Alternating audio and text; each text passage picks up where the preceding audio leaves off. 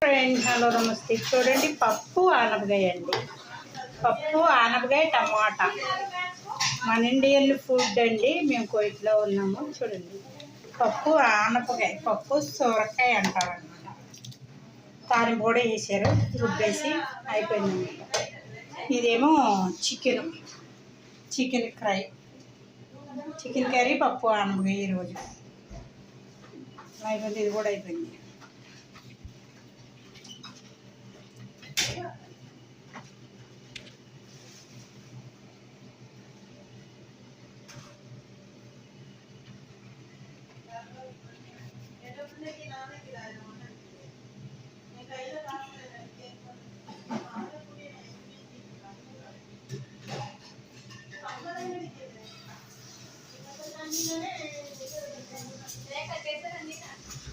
కట్టేసేవలే చూస్తున్నామమ్మా.